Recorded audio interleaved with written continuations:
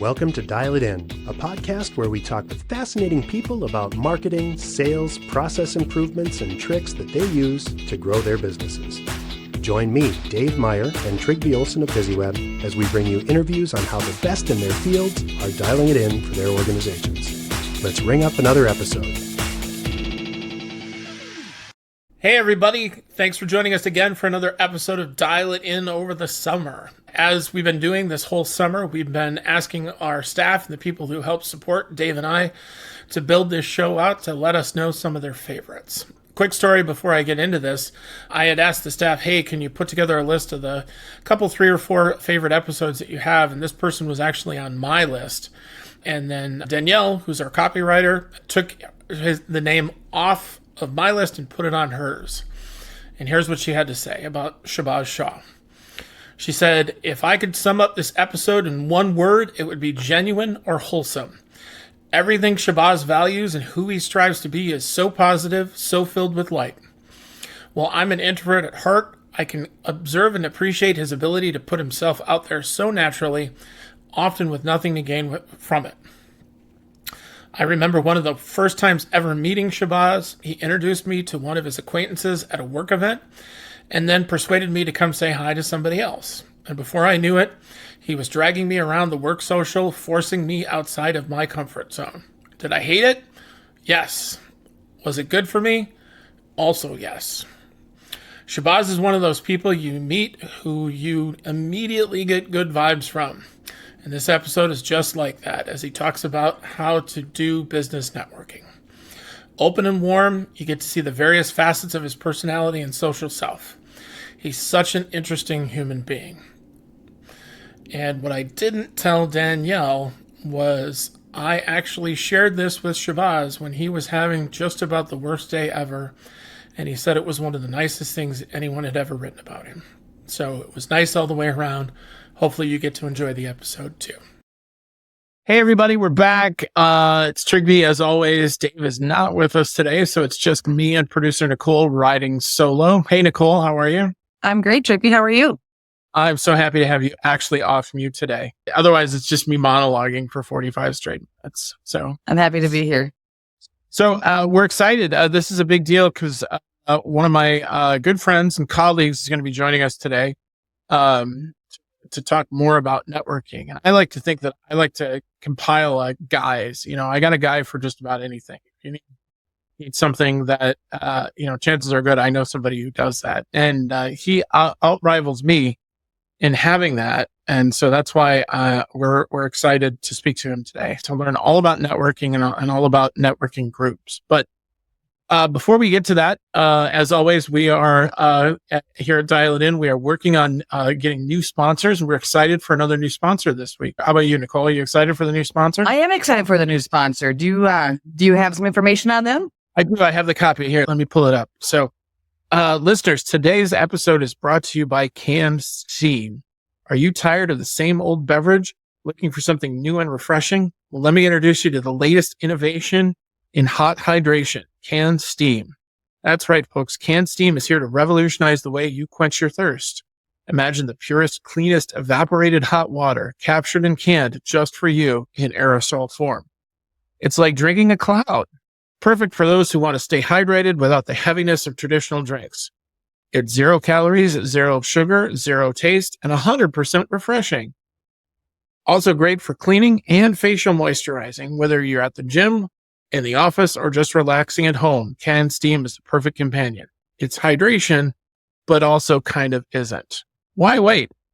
Grab a can of Steam today and experience the future of hot beverage refreshment. Please do not drink Steam. Steam contains oxygen, hydrogen, and nitrogen. Steam is compressed at a high temperature and can be hazardous to your health if drank. Excellent. Yeah, I can't wait to crack open that one. So our guest today is many talents. He is area director for Business Networking International. He also runs his own business where he is a wedding officiant, and he also has the privilege of working with us at BusyWeb. Our guest today is Shahbaz Shah. Hey, Shahbaz. Well, hello, Trygve. Thanks for having me on here. Thanks. Yeah. How did you? There's so, as always with most things, Shahbaz, there's all sorts of questions. So let's unpack your resume a little before we get to talk about networking. Why? Tell us about your wedding business. Sure. Well, it started almost 30 years ago, in fact. Not my wedding business, but where it stemmed from. My brother's a poet and ran a collective called something like Brown Eyes of Sunshine Arts Collective back in Chicago, and traveled all over the country with that with some friends. And they all decided to become ministers through a mail order service. About 8 years later, I was envious of him, living in Chicago, living on my own, decided to become a wedding officiant or minister in my own right. And then several years later, had a colleague needed somebody to complete his marriage ceremony to his wife. They are still married, by the way. That was 14 years ago. And I said, sure. And I didn't think there was any need to charge them for that. So they put me up in a hotel. I drove to Avon, Minnesota, and I went ahead and officiated their wedding. And about 8 years after that, I had the bright idea that I could make some money at this. And then 6 years after putting myself in a directory is when I started, or 5 years is when I actually started generating income in an actual business from this. So I've been in business a little over a year as a wedding officiant. I love is really that's the part that's missing on my website that I need to add. And I've been excited to do it continuously. So there are questions that I now ask anyone who tells me they're looking at getting married, that I wouldn't have had a year ago, wouldn't have even considered to ask, didn't consider when I got married about 4 years ago. And some of those include, do you have a marriage license? No, I don't provide those. Have you considered who the people are that are going to be your witnesses? Do they have valid ID, and are they at least 16 years of age? Oddly enough, those things matter, because if the person A doesn't have an ID that I can verify at the time of the ceremony, or B isn't 16 years old, I actually can't have them witness the wedding and have it be processed by the state. Okay. Interesting. So a couple of follow-up questions. Sure. So you mentioned Chicago. Is that where you're from originally? It sure is. And it doesn't look like anyone's drinking, but they should be, because that is the conversation around the busy web world. Anytime I mention Chicago, you gotta sip up. So it's a busy web drinking game that if you can get Shahbaz to admit that he's from Chicago, Illinois, then you have to drink of whatever you're having. So to be fair, it is 11 o'clock in the morning and Nicole and I are drinking coffee. I should say I'm drinking coffee. God only knows what Nicole's drinking. So are you also a coffee, or have you just moved on to gin at this point in the day? Because you get up earlier than I do. Well, we haven't quite gotten to noon, so currently we're still in the Mountain Dew aspect, and then we'll finally proceed about lunchtime just to get to that liquid lunch after. God, I need to take a nap a half an hour after drinking Mountain Dew. All right, so the second thing is, so you sort of specialize in, how many weddings have you done in 2024 so far? 2024, I've done 15. I've got two more, 15? three more this month. We got one in October. And I'm open to the end of the year. And then 2025, I don't have any bookings just yet. Wow. That's amazing. And you're doing a Star Wars wedding. I sure am. I am. So you don't do like the normal ones. You do the oddball ones too. I'll do the oddball ones. I had a couple come to me recently who said, listen, we just need somebody to fill out the paperwork. And I said, well, for a wedding to be legal, according to the ulc.org, for a wedding to be legal, there has to be a declaration of intent and a pronouncement of marriage. And that is follows in lockstep with the state of Minnesota guidelines, where I perform most of my weddings that I officiate. And what I have found is that sometimes that's all people want. They just want me to say, do you, okay, we're done. They want that. However, it takes probably about 5 to 7 minutes to complete that entire process, usually. And then the paperwork signing will take the longest. That said, I do have a Star Wars wedding coming up. I'm very excited about it. It's the first such request that I've received where these folks would like me to, they would like it to be very formal and very serious, and they would like me to include some Star Wars references. They made it clear that that's the element that they want to include. And of course, I'll probably learn a little bit more because we're meeting for the first time in person this coming Sunday afternoon. My goodness. Well, one of the things that happened years ago to me is I went to a comic book convention, and I was told by a friend how I was supposed to behave and how I was supposed to dress and how things I was supposed to say and not supposed to say. I went and I found it to be utterly hilarious, and for about 5 minutes. And then it slowly dawned on me as I stayed there. I think I've even told the story on the pod before, that these people, this is their place and this is their thing, and it's not mine, and that's okay. So God bless you for the doing Star Wars weddings. So yep. One of the things that, how long have you and I known each other? I think going on 5 years now? Just about 5 years. Yeah. We met in January of 2020, you and I, Trigby. Oh, right before the world ended. So one of the things that I've always envied about you is that you and I can usually go toe to toe on having a deep bench of people. And you understand innately that relationships are, and cultivating relationships are really important in the business world, because you never know how you can help somebody, which will then turn around and allow you to have a Star Wars wedding. So True. Is that something that you've worked on, or just naturally good at from your young days in Chicago, Illinois?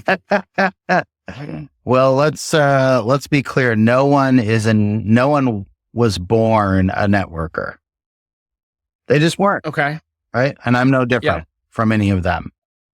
What I discovered at a young age, and my mom accused me of schmoozing with one of the local business guys at a church social after, for coffee and donuts one day when I was probably about 9 or 10, and I didn't know what schmoozing was. Now I'm very familiar with the term, but, I was just finding out who this guy was, what he was up to, what he was interested in. And what I learned, and through practicing that, was the number of people that would have a conversation with me and be interested and engaged and learning what I was up to and how I saw the world, even if we saw the world very differently, just increased exponentially. As opposed to what I find in many of the communities that I've tapped into as a resource, there's a general interpretation that when our certain views collide, so to speak, or just are wildly different, it's a stopping point as opposed to an opportunity to gain perspective. And so through the work that I have done from a young age, probably 9 or 10, I guess, and continuing, being of service and listening for how I can be of service, whether being of service means that I introduce you to the person who you end up marrying, whether or not I am officiating the wedding, to being the person who is a resource when you need something and you end up actually doing business with me. All of those in my mind are the same thing, because what it allows me to be a contribution. And what I've found in those relationship development work, year over year and person over person and community over community, is that when I find common ground, and sometimes that common ground can seem so innocuous in the moment that at a later point, when someone else hears that the two of you partake in, we'll say deep and intense conversations, or you both like eating food from other cultures, the openings that just genuinely provide is innumerable to count, such that folks will then say, you're trying to figure out where to eat? You got to talk to my friend Shahbaz. Or with the work that I do now with HubSpot, I have a colleague and a client and a past client who I spent 7 months cultivating this relationship with him. And once I finally saw his product in action, later that day, I reached out to him to share my feedback with him. And it was at that point that he said to me, okay, I'm finally ready to buy HubSpot. Let's do this. Let's do the onboarding. And then later, when I actually showed him how to use the tool and the differences during that onboarding series of conversations from years ago, he was like, oh, I didn't realize it could do all this. And why that's critical and valuable is in that moment, that aha moment that he had now opened up the 3, 4, 5, 6 opportunities he's been able to send to me, while I've been able to continue to cultivate and be a resource and be of service, provide value to him. So it's not simply just a matter of, I build this relationship over 7 months, the guy bought the tool, and then now I'm done with them. It's a continuous process of, okay, where else can I provide value? Where else can I derive value from you, especially when I'm making a request? And also, how quickly can you move from, hi, it's nice to know you, without asking, how are you? Because people will always tell you how they are, to, how can I be of service? How can you be of service to me? Where's the value we can provide each other? And that is, I would call it the game I play with myself, which is, how can I dig deep and how fast can I get there so that I become memorable in that person's mind? Well, I think you're always memorable no matter what, but I agree. I had lunch with somebody I'd known for 5 years, and he's going to end up buying from us too. But we had lunch for 40 minutes before we ended up talking about work, and up to and including JJ McCarthy's meniscus tear and how that's going to affect the Vikings this year. And I'm not a Viking fan, so I was more than happy to gleefully talk about JJ McCarthy's meniscus tear, and my friend wasn't, but it all worked out. So what is BNI? BNI is Business Networking International. It is an organization that was founded, believe it or not, by a severe introvert. And I love to tell people that, because I talked to 2 very introverted individuals last Friday night at a bar, and they said, oh yeah, networking, that's all for extroverts. And why I say that now is to the point that there's a misconception around people who are more introverted than extroverted. So the guy who started BNI is an more introverted person, and the intention of BNI is to help members increase their business through a structured, professional networking environment. That sounds like that you got the brochure. What doesn't that really mean? That people like to help people they like? It does.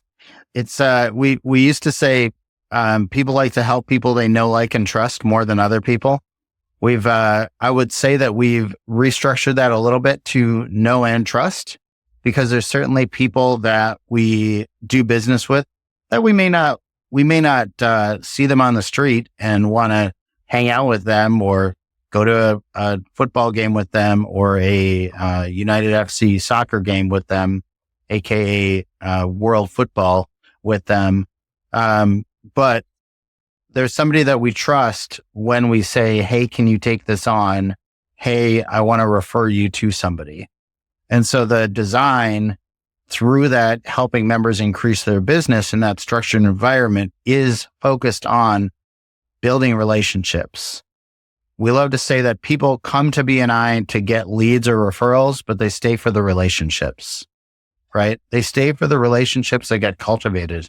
Again, going back to a relationship I developed through BNI that has now started working with us at BusyWeb on a very small level so far.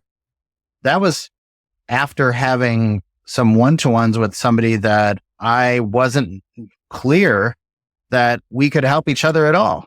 It seemed like every time we had a conversation, it was just frustrating, and I wasn't being of service, and I wasn't supporting them, and I wasn't empowering them. And after I got off the phone or got off a line with them, I trusted them to deliver on anything that I did, but I didn't see that I was appreciated necessarily by them as a person, which leaves me wondering, okay, is there any value here? Right? Well, the answer was yes. It just didn't come in the form that I was expecting it to come in. They ended up passing a referral. I helped out their referral, ended up sending that referral some other folks. That person sent me a number of referrals. We developed a deeper relationship, more than just business related only. And the result of which has been numerous opportunities. Whether or not they've closed, it is a different story, but numerous opportunities to do business, become more proficient with my business acumen, as well as learn how to ask questions that have people answer, as opposed to ask questions that people go, well, I don't know. Perfect question that people like to ask is, how's business? And I learned from a book that I was recently referred that for me, because it's accurate, I'm now able to say, I'm always excited about the amount of business we generate from the referrals we receive. And that's largely due to BNI. I think that's a terrible question to ask people, though, because nobody's going to answer honestly. Nobody's going to say, "Oh, I'm having a terrible time in business, and my sales are down. Would you like to buy something from me today?" So, what I like to ask people is, how can I be a service? Not how can I help you either, because I think help is one of those things that puts me on a higher level. You're down here, I'm up here. So how can I bring you up to my level? So, what can I do to be of service today, Shahbaz? That's the question that I ask people. Yeah. And how can, and because then it's, you're just trying to meet people where they're at. So, yep. What, because BNI isn't necessarily the end all and be all. And certainly it's a very large organization, and there's pluses and minuses, and we're not going to spend a lot of time on that. Sure. But I do want part of your work there is, cultivating groups. And so what I want to, as people are trying to figure out, and listeners especially are trying to figure out how should they participate in network? What should they do it? What makes a good networking group versus not a good one? Certainly the people. I know that's a very long answer to your very short question, but really it comes down to the people. And what do I mean by that? It comes down to the people and their intentions. There are many folks that come to networking events and they think their primary goal in that networking event is to get as many business cards as they can get, to see how many emails or phone calls they can make, to see how many deals they can close. That is one way to network. I disagree with that method largely. Okay. Yeah. The other way, or another way to network. What's that? It's taking. How much can I take from this? Exactly. How much can I take? How much can I take from this experience overall? The other way to, or rather a different way to look at it, and the way that I look at it is similar to what you're saying. Now, with BNI, as opposed to cultivating, like how to cultivate the groups, my role as a chapter success coach, commonly referenced as a director or area director, is to actually support the chapter development, whether that means to be of service to answer questions for how to invite visitors and have them actually show up, or it means to say, hey, I've been in this chapter for 6 months, 2 years, 8 years, and I have had a real difficulty seeing any kind of a return on my investment. But gosh, I'll tell you what, the people in this chapter are amazing and I really like them a lot. Okay. Gotcha. Got it. So when in each of those situations, I'll say to folks, here are some ways that you can do that and have yourself be effective. The first thing is to never invite somebody to another meeting. Just don't do it. Don't say, I want you to come to this meeting on Tuesday morning at 7:30 to 9 a.m. No, instead say, hey, recently you were telling me that you had questions about life insurance. Well, I tell you what, I don't know what our schedule is outside of this, but on Tuesday morning, my friend Hannah is on a call from 7:30 to 9 a.m. And I know for a fact that I can introduce you to her during that meeting. Now, I just said, don't invite anybody to a meeting. I didn't. I just invited them to talk to my friend Hannah, who I know is going to be participating from 7:30 to 9 on Tuesday. The difference there is that I'm inviting that person to build context and a relationship with a person I already know and trust. And I happen to like in this case. And then what's that? And they know that you'll be there. Correct. So it's not, you're not going into a room looking for somebody. Correct. You're meeting somebody at us. Yes, absolutely. And then what I also say is that on the flip side of that, I'll say, hey, I understand you're a family law attorney like the one I just met yesterday. Listen, I have a financial advisor who has been relentless with asking me to introduce them to family law attorneys. I don't know what their schedule is like, but I know where they're going to be Tuesday morning at 7:30. By the way, because you're a family law attorney, we'd love for you to share who are the people to whom you want to be introduced. I know that I get to introduce you on Tuesday to this person. And let me tell you, I am so excited about it. However, I also want you to be able to share who are people to whom you want to be introduced. Now, what do you think that experience is like for that person when I say that to them? Just off the cuff. Well, it's to me, and Nicole might have a different reaction, but to me, it's intoxicating. Like, oh, okay. That sounds, I will subscribe to that newsletter. Right. Well, to take out thinking about what you said earlier about so many people being introverted, it takes away that scary part. Now I have somebody that I trust is going to introduce me to somebody else and I trust them. And if they trust them, that gives me a little bit more insight to maybe wanting to extend my trust to them because I already have this relationship with you. I can see that being very beneficial. And they know that you'll be there. Precisely. Go ahead. Sorry. No, go ahead. I'm just in my head. I'm thinking that would be very beneficial. I myself would prefer an environment that would be that way versus walking, almost cold calling into a room and trying to figure out who that person is that I need to talk to. When then you leave feeling frustrated and defeated because you didn't find that person, you spent the time, and now why was I there? So having that relationship.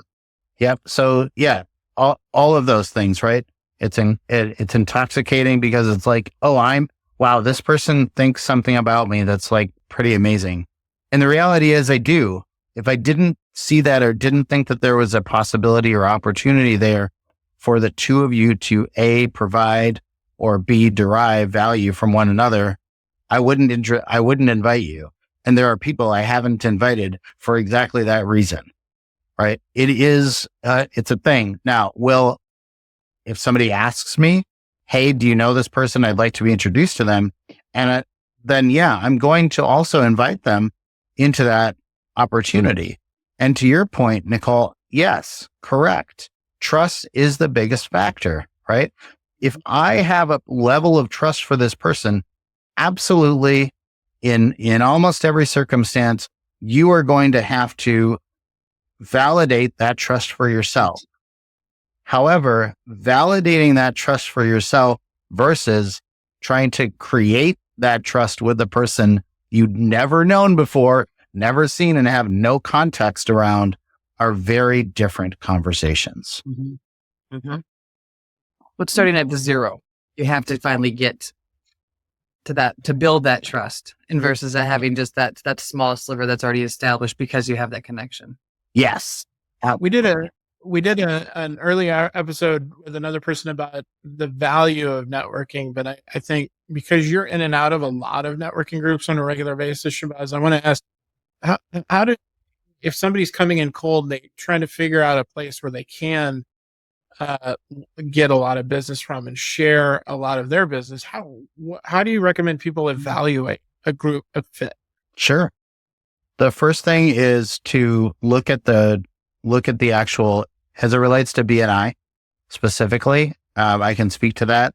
The first thing to do is, if you hear about or are looking for a particular chapter, see if there's one close to you, especially if your organization or company or business is a locally focused one, right? That's the first thing. So look to see if there's someone nearby to where you live or operate.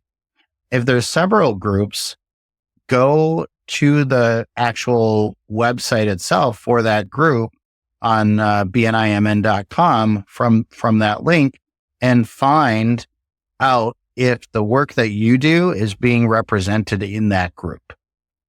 Now, if the work's not being represented, that's fantastic, right? Because that means that your organization can be represented potentially in that group, provided you're approved by the membership committee.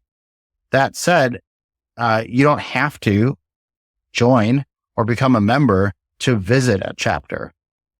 The next thing I would do after that is, if I find a chapter that doesn't have my seat filled, I'm actually going to reach out to somebody that's on the leadership team, and their names are listed, their phone numbers are generally listed, and emails.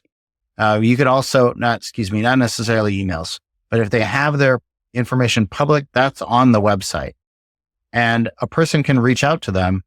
And I would ask the following questions.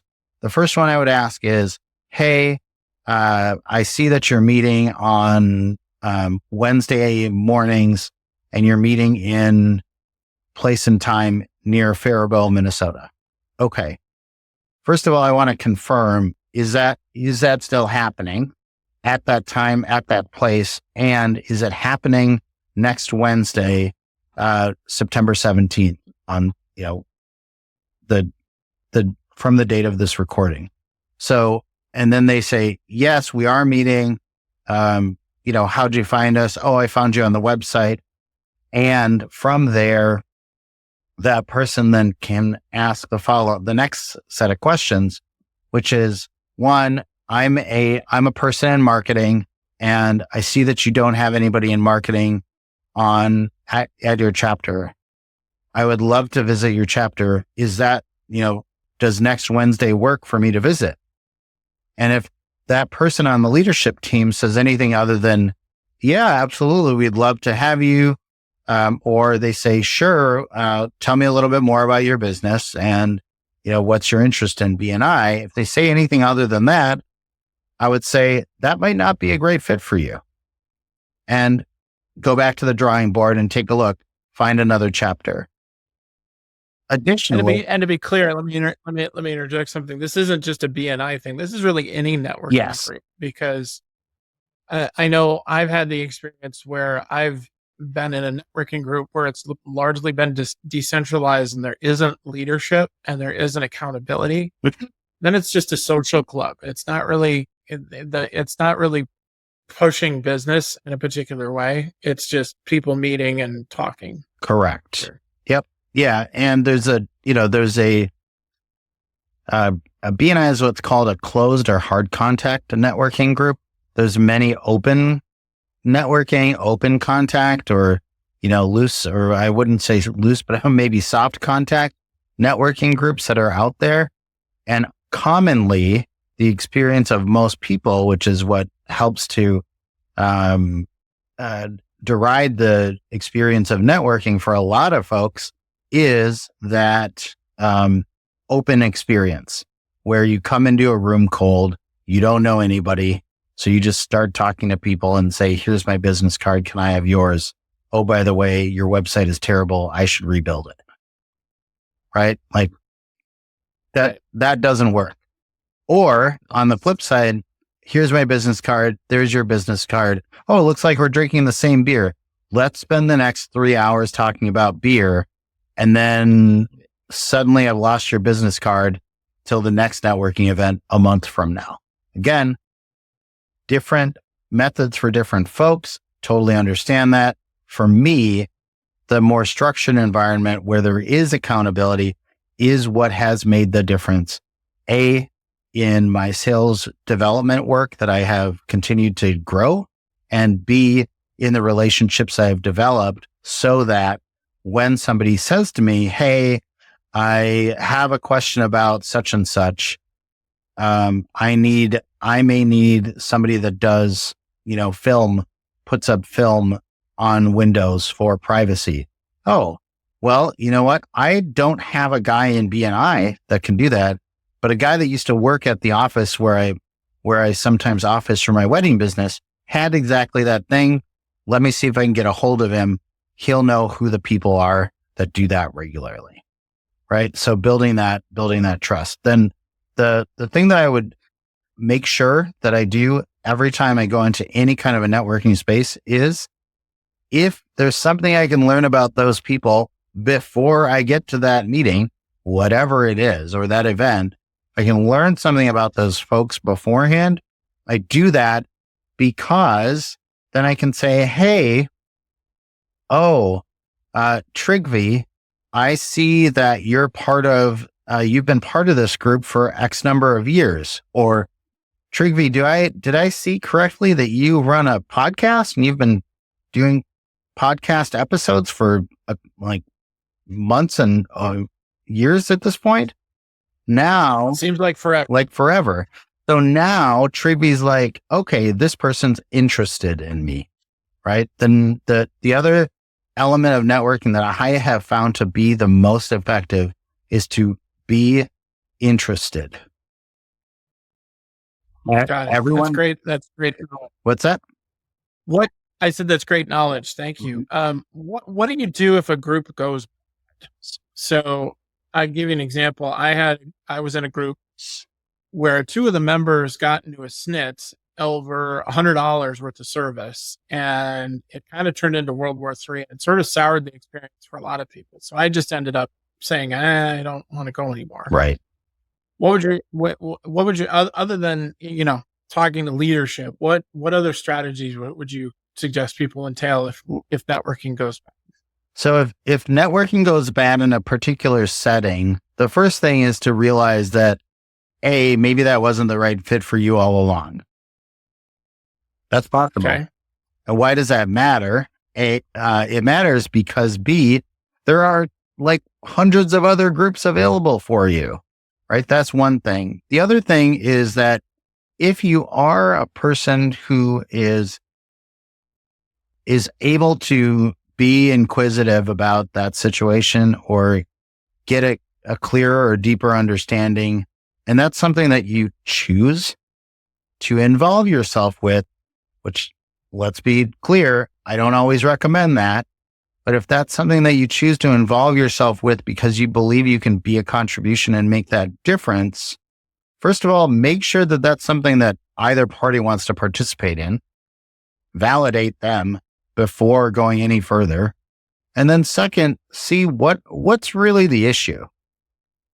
Because I can almost guarantee that the $100 of service has very little to do with the concern. And I can give you an example of this. There's been some various groups that I've participated in and had conversations with.